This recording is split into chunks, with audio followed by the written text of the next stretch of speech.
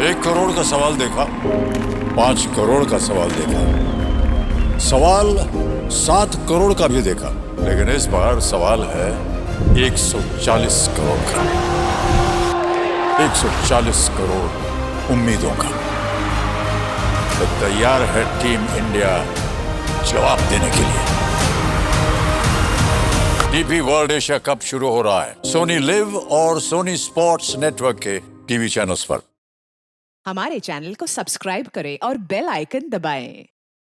हाय, मैं हूं शिवाजी साटम और आप मुझे एसीपी प्रद्युमन के नाम से जानते हैं। For more episodes of CID, subscribe to live crime and hit the bell icon.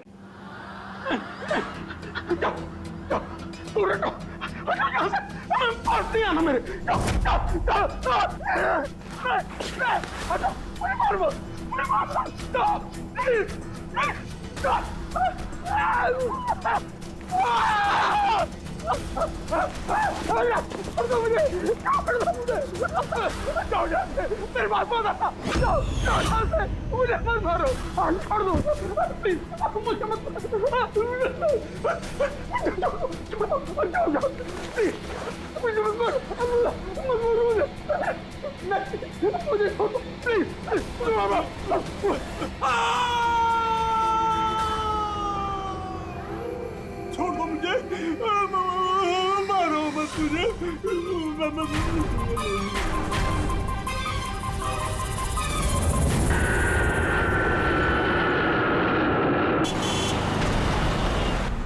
थोड़ा जल्दी चलाओ।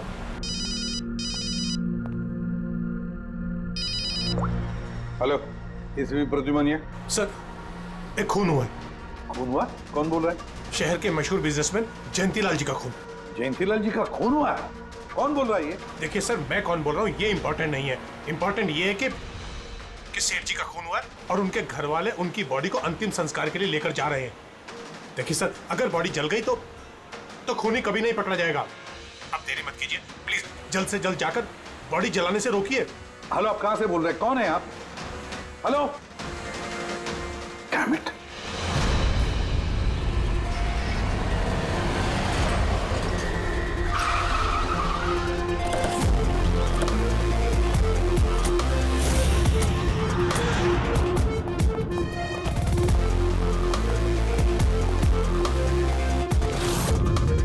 अरे कौन है आप लोग?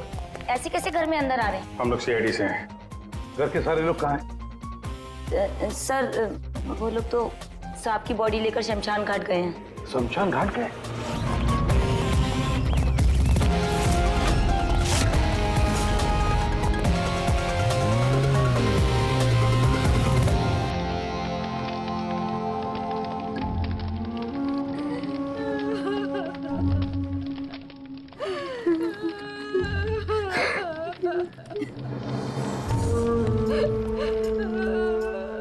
क्या बताऊं मैं, यकीन नहीं हो रहा कि जयंती भाई अब हमारे बीच नहीं है। 15 साल पुरानी दोस्ती थी मेरी। वो तो मेरे बड़े भाई जैसे थे। पता नहीं ये सब कैसे अचानक से हो गया।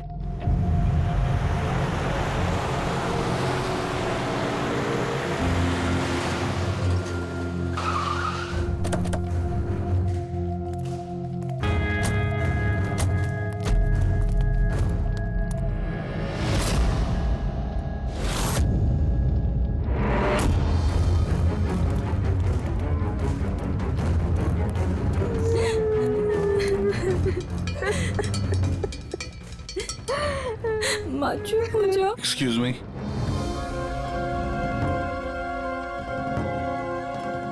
देखिए, हम लोग सीआईडी से हैं। हाँ?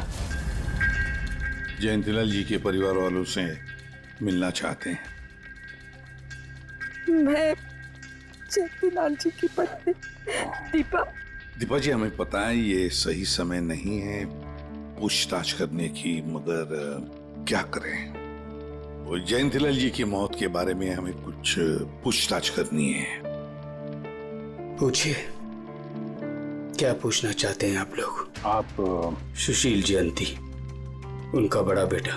सुशील जी, हमें खबर मिली है कि आपके पिता की मौत एक नेचुरल डेथ नहीं थी, उनकी हत्या हुई है। क्या? ये कैसे हो सकता है? I'm डॉक्टर सूरज। मैं जयंतीलाल का फैमिली डॉक्टर हूँ। मैंने ही कल रात उनको चेक करके उन्हें डेथ सर्टिफिकेट दिया था। He died a natural death। ये सही कह रहे हैं। जयंती भाई की मौत सभी घर वालों के सामने ही तो हुई थी, और इतने सालों से मेरा इस परिवार से रिश्ता है, वो लोग झूठ क्यों बोलेंगे? तो आप लोगों ने इतनी जल्दी में बॉडी क्यों जला दी? तो क्या ये भी गुनाह है? इतने महीनों से पिताजी बीमार थे, कितने इलाज किए, कितनी कोशिशें की, नहीं बचे वो। देखिए, हमें इंफॉर्मेशन मिली है कि जयंतीलाल जी की हत्या हुई है। क्या? हमने आपके पड़ोसी से भी पूछा। उन लोगों ने भी कल रात जयंतीलाल जी के चिल्लाने की आवाज सुनी थी। देखिए, पड़ोसियों ने जो कहा वो सही है, लेकिन उनको या आप लोगों को सही बात नहीं पता है। और वो सही बात क्या है? पिछले 3 महीने से डैडी की दिमागी हालत भी ठीक नहीं थी। वो ना सिर्फ लोगों को और बातों को भूलने लगे थे, बल्कि उनको हेल्यूसिनेशन यानी भ्रम हो गया था। गलत सही, सच झूठ का फर्क उनको समझ में नहीं आ रहा था। दौरे पड़ने लगे थे उनको लगने लगा था जैसे उनको कोई मारने वाला है। कल रात भी उनको ऐसा ही दौरा पड़ा था।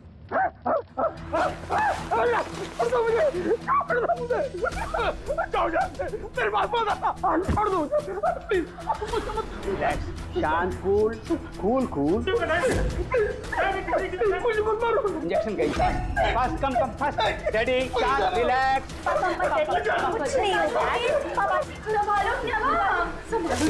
अरे ये क्या कर रहे हो? बच्चों की तरह क्यों जिद कर रहे हो? सुशील जी, उनका स्लीव ऊपर करो। जाने दो, मुझे मारो। बस।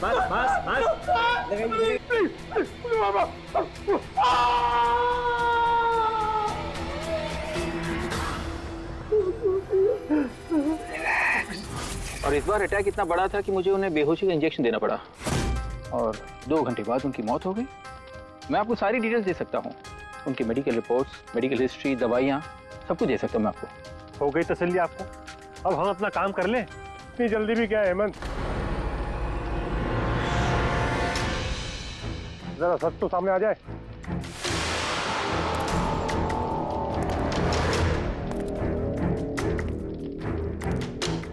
आप?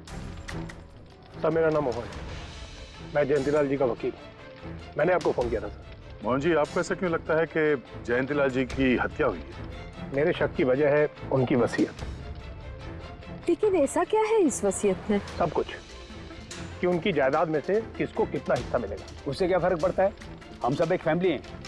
किसी को छोटा, किसी को बड़ा शेयर मिलेगा, यही ना? ऐसे ओके, कोई फर्क नहीं पड़ता है। अगर जयंतीलाल जी की मौत नेचुरल ना होकर मर्डर साबित हुई, तो आप में से किसी को भी उनकी जायदाद का कोई हिस्सा नहीं मिलेगा। Nothing at all. ऐसे कैसे हो सकता है? मुझे बराबर याद है कि 1 साल पहले उन्होंने मेरी सलाह लेकर ही ये वसीयत बनाई थी, और उसमें तो ऐसा कुछ भी नहीं लिखा था। दीपा जी, 3 महीना पहले उन्होंने नई वसीयत बनवाई थी। ये क्या बोल रहे हैं आप? ये कैसे हो सकता है? ये सब कुछ बकवास है। अरे पिताजी आपको कब मिले? आप तो 3 महीने से हमारे घर पे आए नहीं, और पिताजी भी 3 महीने से घर के बाहर निकले ही नहीं। तो फिर? हेमंत, वो खुद मेरे ऑफिस में आए थे 3 महीना पहले। मैं अब जिंदा नहीं रहूंगा। आप क्या कह रहे हैं सर? कोई मेरी जान लेना चाहता है, मुझे मार डालेगा। सर, कैसी बात कर रहे हैं आप? कौन है जो आपको मारना चाहता है? कोई अपना, मेरे परिवार के सदस्यों में कोई है। मुझे पूरा यकीन है कि मैं अब चंद दिनों का मेहमान हूं। सर, कौन है वो? कहा ना, कोई अपना। क्या सोच रहे हो? पुलिस के पास जाऊं? यही कहना चाहते हो? सर, मैं पुलिस को खबर करूं? नहीं, पुलिस वाले भी अब मुझे पागल समझेंगे। तुम मेरा एक काम करो मोहन, मेरा वसीयतनामा बदल डालो। अगर मेरी मौत हो जाती है और मौत के बाद ये साबित होता है कि उसका कारण मेरा परिवार है, तो मेरा बिजनेस, मेरा पैसा, मेरा कुछ भी परिवार के किसी भी सदस्य के नाम नहीं होगा। सर, अगर परिवार के सदस्य को नहीं मिलेगा तो किसको मिलेगा?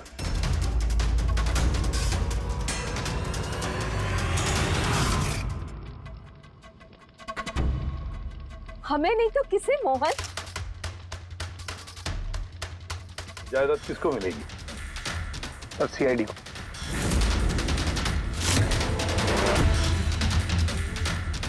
क्या बकवास कर रहे हैं आप? जी सर, अगर जयंतीलाल जी की मौत हत्या साबित होती है तो उनकी सारी जायदाद जो कि लगभग 5,000 करोड़ है वो सीआईडी को और पुलिस वेलफेयर डिपार्टमेंट को मिलेगी। ये क्या मजाक कर रहे हैं आप? ऐसा कैसे हो सकता है? हो सकता है अगर उनकी मौत हत्या साबित हुई तो। लेकिन उनकी तो हत्या हुई नहीं, हम वहीं तो थे। जो कुछ भी हुआ हमारे सामने हुआ है। उनकी हत्या हुई है या नहीं वो हम पता लगा लेंगे। अरे आप कैसे पता लगाएंगे? बॉडी तो है ही नहीं। बॉडी जल चुकी तो क्या हुआ, राख तो है। जब तक ये केस सुलझती नहीं तब तक जयंतीलाल जी की राख हमारी कस्टडी में रहेगी। अरे लेकिन सॉरी मैम।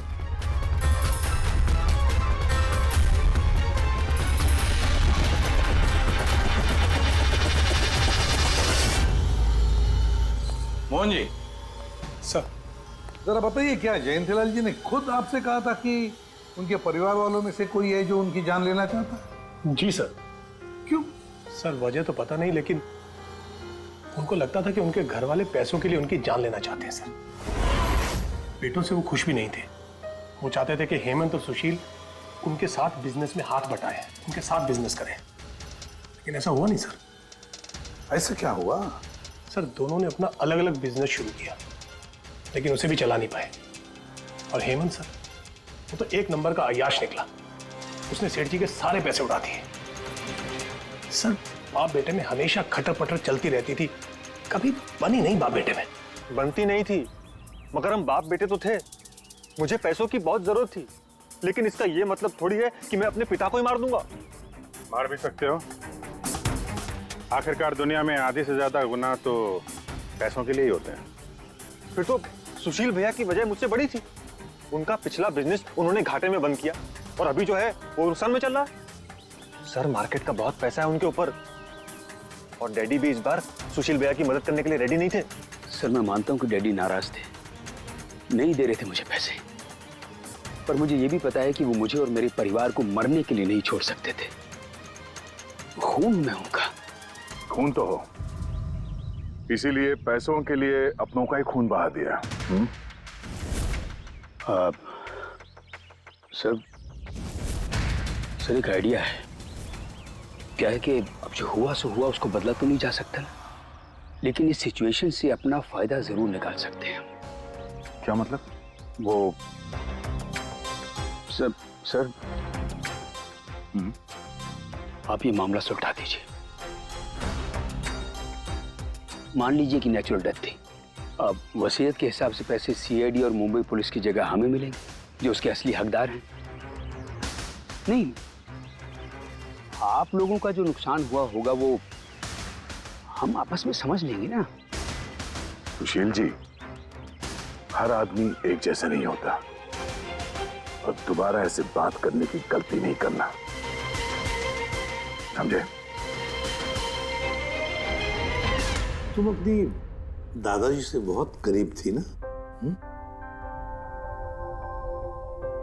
दादाजी मुझे बहुत प्यार करते थे। हम दोनों बेस्ट फ्रेंड्स के जैसे थे, एक दूसरे से सारी बातें शेयर करते थे। कभी दादाजी ने तुमसे ये कहा था कि उनकी जान को खतरा है, कोई उन्हें मारना चाहता है, ऐसे कभी कुछ कहा था उन्होंने? उन्हें हर किसी से डर लगता था। दादाजी सिर्फ मेरे पे विश्वास करते थे, बाकी उन्हें सबसे डर लगता था। उन्हें लगता था कि कोई उन्हें मार देगा। चलो दादू, अब हम खाना खाएंगे। क्या ये? चलो चलो चलो चलो दादू। मुझे वो सब लोग इसमें जहर मिला के मुझे मारना चाहते हैं। कौन मारना चाहता है दादू आपको? वो सब लोग मिले हुए हैं, सब मेरे खिलाफ साजिश कर रहे हैं। तू भी मत खा, अरे फेंक दे, वरना तू भी मर जाएगी। दादू आप मेरा विश्वास करो, ये खाना मैंने अपने हाथों से बनाया, इसमें कुछ नहीं है, इसमें जहर भी नहीं, कुछ नहीं है दादू। आप मेरा विश्वास करो। देखो देखो देखो, मेरे हाथों में खा रही हूँ ना, देखो देखो, मुझे कुछ हुआ, मैंने अपने हाथों से बनाया। चलो दादू, चलो चलो चलो, खाओ खाओ खाओ खाओ। गुड दादू, गुड दादू। चलो एक और बाइट, जल्दी से जल्दी से जल्दी से जल्दी से एक और बाइट खाएंगे। अच्छा है ना दादू? गुड गुड, चलो चलो। कितना प्यार करती है, तू मेरा कितना ख्याल रखती है, बाकी सब लोग मेरी दौलत के पीछे मुझे मार देंगे। दादू आपको कुछ नहीं होगा, आपका बहादुर बच्चा है ना इधर, मैं आपको कुछ नहीं होने दूंगी। देखो, अब तुम घर जाओ, जाओ, और देखो किसी भी चीज की जरूरत पड़े तो मुझे फोन करना, ठीक है? जाओ।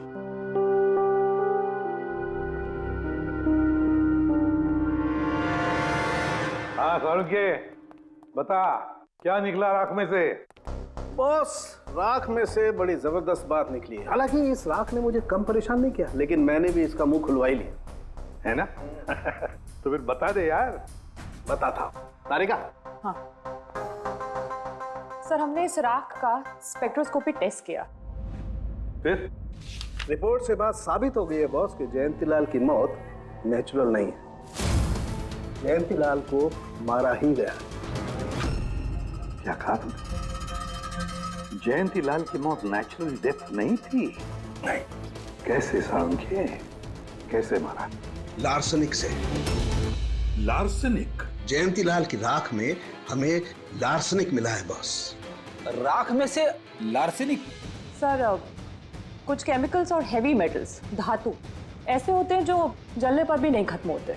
लार्सेनिक उनमें से एक है, इसलिए लाश के पूरी तरह जल जाने के बावजूद उसमें मौजूद लार्सेनिक जलाने और राख में ऐसे ही रहा। लेकिन एक बात समझ में नहीं आ रही है सावंके, कि अगर जयंतीलाल की मौत लार्सनिक की वजह से हुई है तो फिर उसके फैमिली डॉक्टर सूरज को ये पता कैसे नहीं चला? पता कैसे नहीं चला? उसने नेचुरल डेथ का सर्टिफिकेट इश्यू किया ही कैसे और क्यों? बॉस, अगर लार्सनिक जैसा जहरीला केमिकल इंसान के शरीर में एक साथ बहुत ज्यादा मात्रा में पहुंचा दिया जाए तो इंसान की तुरंत मौत हो जाती है, लेकिन अगर यही जहर धीरे धीरे थोड़ी थोड़ी मात्रा में उसके शरीर में पहुंचाया जाए तो उसकी मौत एक साथ एकदम नहीं होती है। पहले उसकी याददाश्त जाती है, फिर उसे अजीब अजीब से सपने आने लगते हैं, उसे हेलुसिनेशन होने लगता है, भ्रम होने लगता है, फिर पागलपन के दौरे पड़ते हैं। और जयंतीलाल के साथ ये सब कुछ हो रहा था।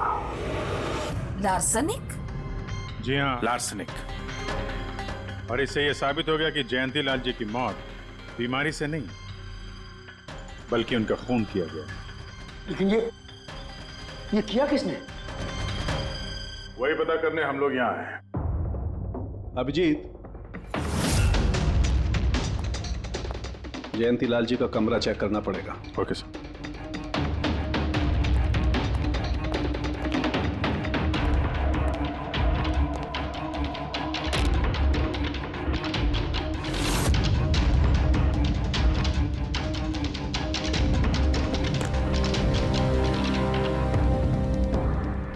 हम पे शक कर रहे हैं? आपने ऐसे सोच भी कैसे लिया कि हम लोगों में से कोई ऐसी घिनौनी हरकत कर सकता है? ऐसा कुछ नहीं है माँ, ये सब इनकी चाल है। डैडी की प्रॉपर्टी इन्हें मिल जाए इसके लिए मनगढ़ंत कहानी बना रहे हैं ये लोग। बकवास मत करिए सुशील जी, दोबारा ऐसा बोला ना अंदर डाल दूंगा।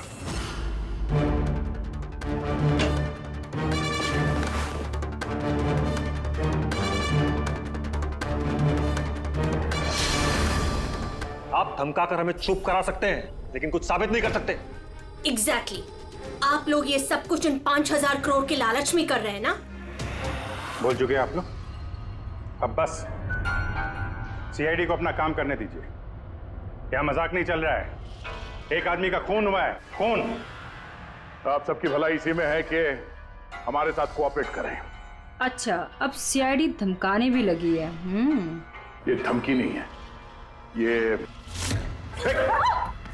आशी आशीष आशी बेटा, आशी क्या हो गया? आशी बेटा, आशी बेटा उठो। आशी आंखें खोलो, क्या हो गया तुम्हें? आशी आशी बेटा क्या हो गया? अरे जरा देखो इसे भी, क्या हो गया मेरी बच्ची को? आशी क्या हुआ? आंखें खोलो, हो गया? आशी बेटा, आशी बेटा, आशी आशी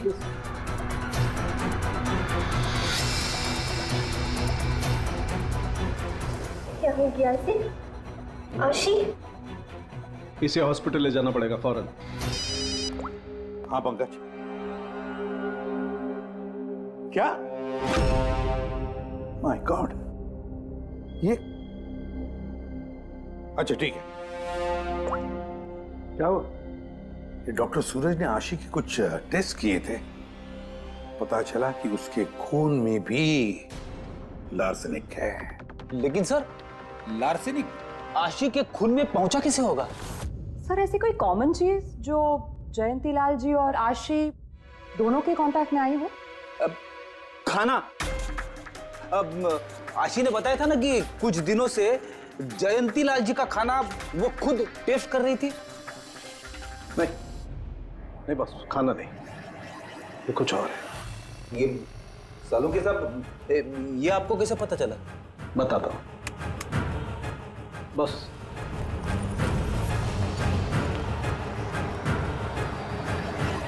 ये है वो बाल जो हमें जयंतीलाल के हेयर ब्रश में से मिला है। अब लार्सेनिक तो अधिकतर नाखूनों में और बालों में ही जमा होता है। तो जब हमने इस बाल के छोटे छोटे टुकड़े करके एनालिसिस किया तो रिजल्ट आया ये। और सर हमने इन टुकड़ों का एटॉमिक अब्जॉर्प्शन टेस्ट किया तो पता चला कि दूसरे केमिकल्स के साथ साथ इसमें लार्सेनिक भी है। अब क्योंकि बाल धीरे धीरे बढ़ते हैं इसलिए हमने इस रिजल्ट को कैलेंडर के साथ टैली किया। बॉस, तब हमें पता चला कि जयंतीलाल को ये लार्सेनिक 8 से 10 दिन के गैप में दिया जा रहा है। और 8-10 दिन के गैप में, इसका मतलब जो भी है जयंतीलाल को हर 8-10 दिन के इंटरवल पर लार्सेनिक दे रहा था, धीरे धीरे मार रहा था। और इसकी शुरुआत हुई बॉस 3 महीने पहले। 3 महीने पहले? सर हाँ, फिर तो खूनी जयंतीलाल जी के घर वालों में से कोई नहीं होगा। परिवार वाले 8-10 दिन तक इंतजार क्यों करेंगे? एक ही बार में मार देंगे। फ्रेडी, परिवार वाला भी तो जयंतीलाल को धीरे धीरे मार सकता है ताकि किसी को उस पर शक न हो। सर पिछले 3 महीने से कुछ मसाज करने वाले आ रहे थे, मैंने बताया तो था आपको। हाँ, चेक कर चुके हैं हम उनको। उनके अलावा और कोई आता था क्या? कोई एक हो तो बताओ। उनके दोस्त, पुराने बिजनेस पार्टनर और ऑफिस के स्टाफ वगैरह बहुत सारे लोग आते रहते थे घर पे। जी, डैडी बहुत सोशल थे। लोगों से मिलना जुलना, पार्टीज में जाना उनको बहुत अच्छा लगता था। इसीलिए जब उन्होंने बाहर जाना बंद कर दिया तो लोग उनसे मिलने घर पर आने लगे। लेकिन इन लोगों को हम अच्छी तरह से जानते हैं सर, इनमें से कोई ऐसा नहीं कर सकता है। भाभी देखिए ना, ये कैसा निशान लगा है। 4 बार धोया, 4 बार छुटाया, फिर भी नहीं हट रहा। अरे ठीक से धो ले, साफ हो जाएगा। अरे भाभी कितनी बार रगड़ा, नहीं जा रहा। और जाएगा भी नहीं, क्योंकि ये दाग खून का है। खून? जी हाँ। सुनिए, आपके कुर्ते पे ये खून का दाग कहाँ से आया? आपको कहीं चोट लगी है क्या? क्या हुआ आपको? मुझे नहीं पता।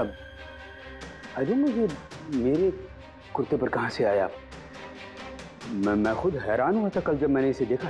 तो कल लगी आपको ये चोट? नहीं, मुझे कोई चोट नहीं लगी। हाँ, जब मैं कल लोगों से मिल रहा था तब ये खून का दाग लगा मुझे।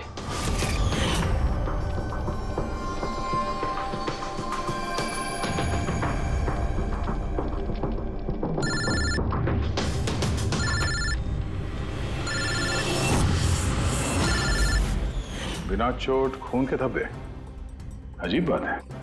वही तो। और कुछ हुआ था कल? कोई खास बात? नहीं सर, और कोई खास बात नहीं। साहब एक बात अजीब हुई थी। क्या? कल सुबह मुझे गार्डन में कांच के कुछ टूटे हुए टुकड़े मिले थे। कांच के टूटे हुए टुकड़े? तो फिर? साहब उन टुकड़ों में खून लगा हुआ था।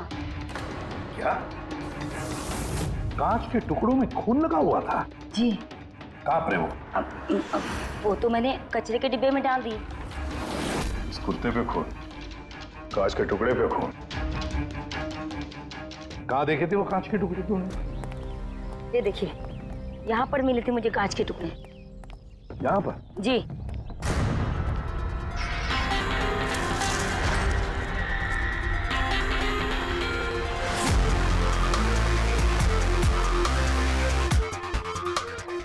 टूटा हुआ बल्ब है सर।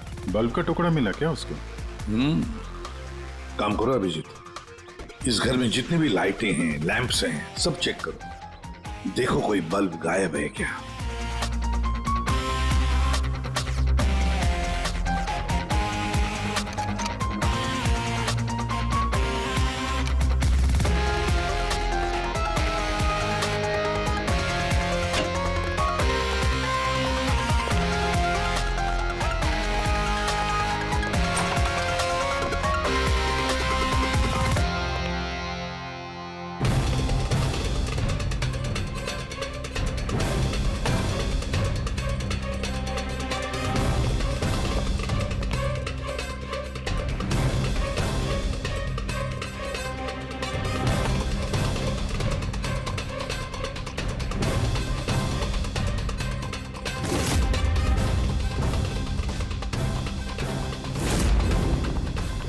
सर, सब जगह देख लिया, कांच का टूटा हुआ सामान कहीं पे भी नहीं है।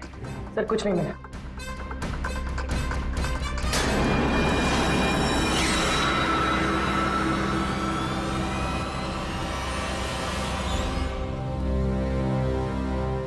सर! हाँ जी, ये सही, ये देखिए, यहाँ का बल्ब गायब है।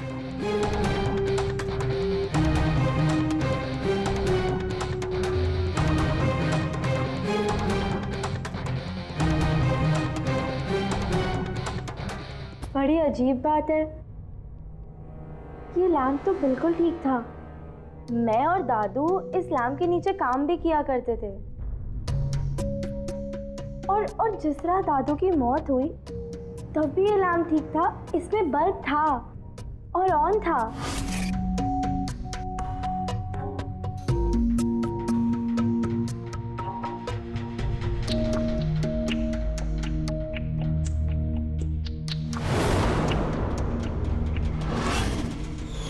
तो फिर इस लैंप से बल्ब अचानक गायब कैसे हो गया? क्यों कविता? नहीं साहब, मुझे कुछ नहीं मालूम ये बल्ब कैसे गायब हुआ, किसने निकाला, मैं कुछ नहीं जानती। लेकिन सर ये बल्ब कोई गायब करेगा क्यों? सर इस बल्ब का और इस लैंप का कुछ ना कुछ तो लेना देना है इस केस में।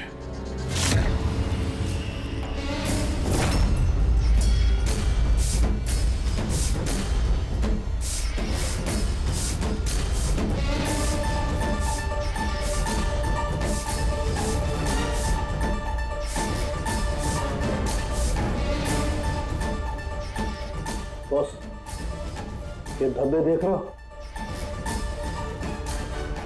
ये धब्बे लार्सनिक के हैं।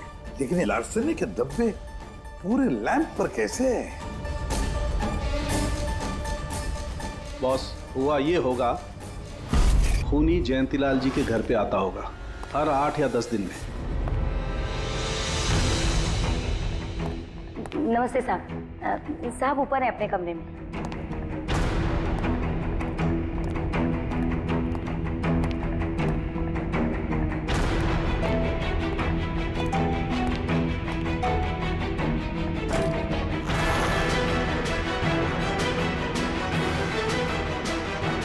और चुपके से जयंतीलाल के टेबल लैंप पे लार्सनिक छिड़कता होगा।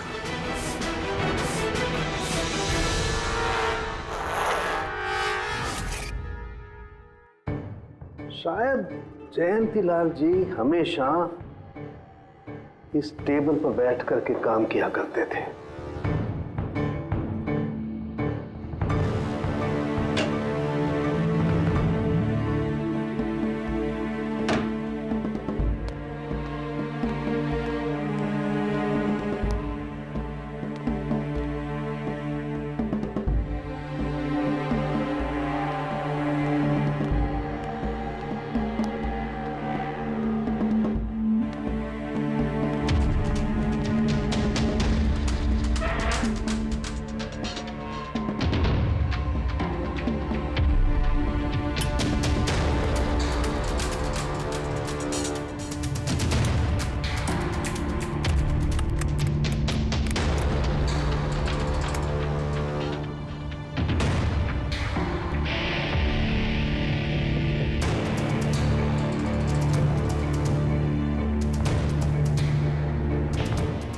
और जैसे ही ये बल्ब गर्म होता था, लार्सनिक धीरे धीरे फैलकर जयंतीलाल जी की सांसों में घुल जाता था।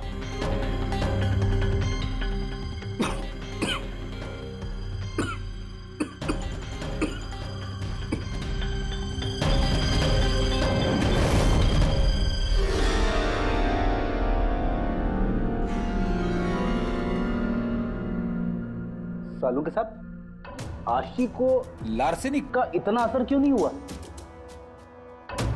उसे लार्सनिक का इतना असर इसलिए नहीं हुआ फ्रेडी, क्योंकि वो यहाँ हमेशा नहीं रहती थी। कभी कभी आती थी अपने दादाजी के पास।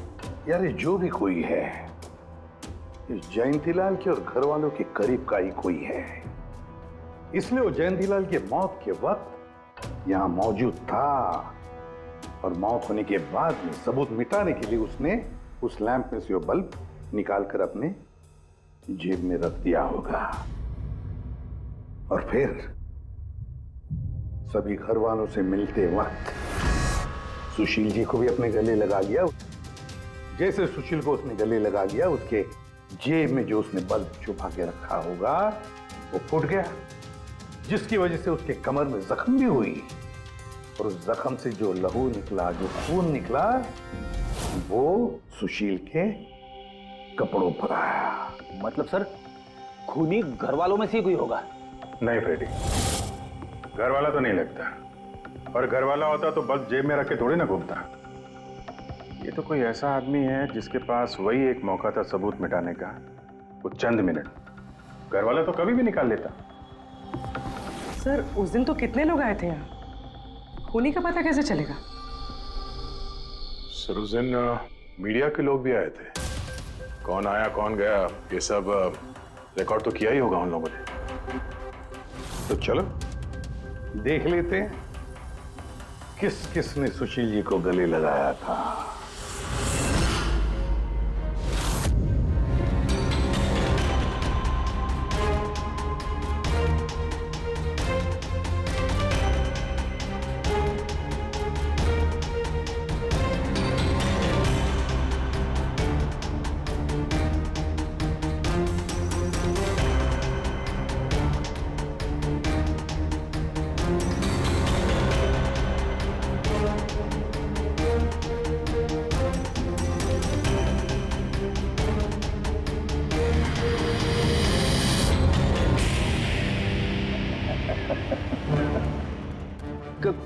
क्या हुआ सर, खूनी का पता चल गया? हाँ फ्रेडी, खूनी मिल गया। कौन है? फ्रेडी, इस आदमी की पूरी कुंडली निकालो, पता लगाओ पिछले 3 महीनों में ये कहां कहां गया था, किस किस से मिला था, क्या क्या किया है इसने, सब कुछ।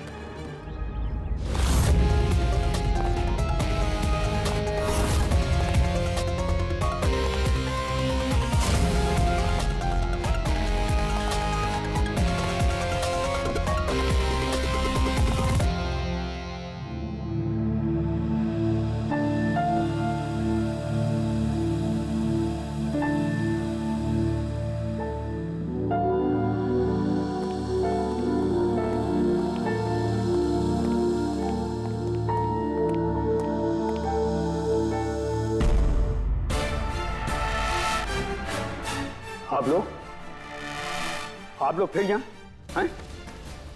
खूनी का तो पता चला नहीं होगा। कुछ छानबीन रह गई होगी, नहीं? नहीं सुशील जी, कोई छानबीन नहीं बची है।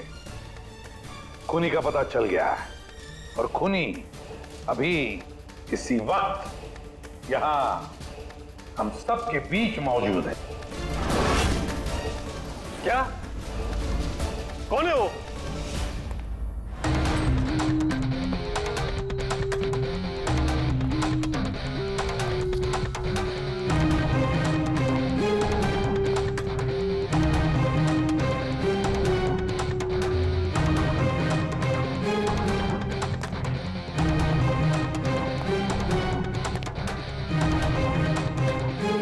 अरविंद जी,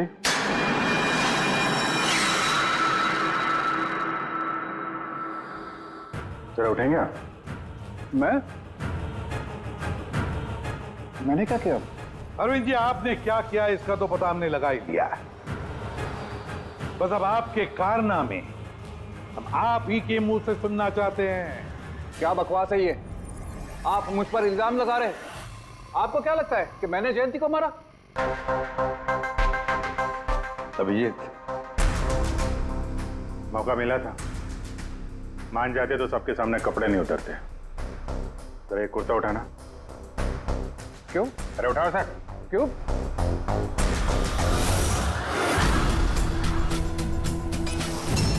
क्या है ये? निशान कैसा है?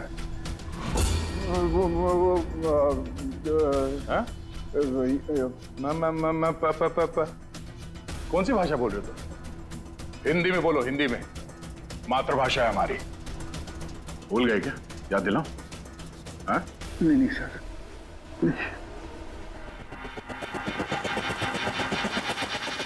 बताता हूँ। नफरत करता था मैं जयंती से। 5 साल पहले हमने एक बिजनेस शुरू किया था। आज ये इतना बड़ा 5000 करोड़ का एम्पायर है ना, वो मेरे मेहनत की कमाई थी। मैंने अपनी जिंदगी की सारी जमा पूंजी इस बिजनेस पे लगाई थी, पर जयंती की नीयत में खोट थी। उसने मुझे धोखा दिया, मुझे मेरी कंपनी से निकाल दिया। तब मैंने सोचा कि जब मौका मिलेगा तो मैं इसका हिसाब चुकता करूंगा। और वो मौका तुम्हें मिला 3 महीने पहले एडवोकेट मोहन के ऑफिस में, जहां पर जयंतीलाल जी भी आए थे और तुमने चुपके से उन दोनों की बातें सुन ली थी। अगर मेरी मौत हो जाती है और मौत के बाद ये साबित होता है कि मेरी किसी ने हत्या की है, तो मेरा बिजनेस, मेरा पैसा, कुछ भी मेरे परिवार के किसी भी सदस्य को नहीं मिलेगा। सर, अगर परिवार के सदस्य को नहीं मिलेगा तो किसको मिलेगा? सीआईडी को, जो मेरा मर्डर इन्वेस्टिगेट करेगा। मुझे लगा अच्छा मौका है, जयंतीलाल को मारूंगा मैं और शक जाएगा उसके परिवार पर। और इसीलिए तुमने जयंतीलाल की तरफ दोस्ती का हाथ बढ़ाया, एक नया प्रपोजल लेकर। क्यों? मेरे दिमाग में एक आइडिया था जिसके लिए मेरा उसके घर बार बार जाना जरूरी था।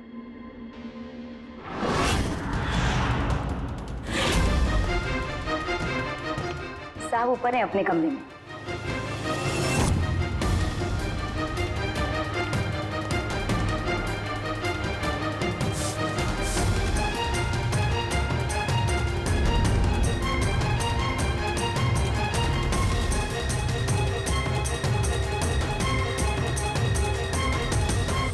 लेकिन एसीपी साहब, आपको इन पे शक कब हुआ?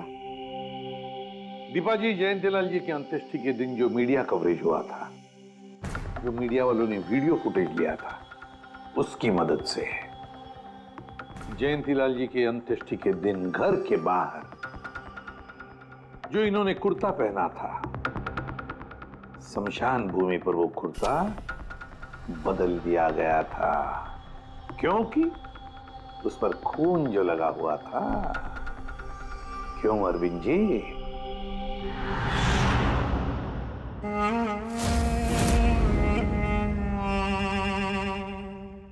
अरविंद जी, बदले की आग में तुमने जयंतीलाल का खून कर दिया। क्या मिला तुम्हें? कैसा सुख मिला? गलत किया तुमने, गलत किया। रेडी?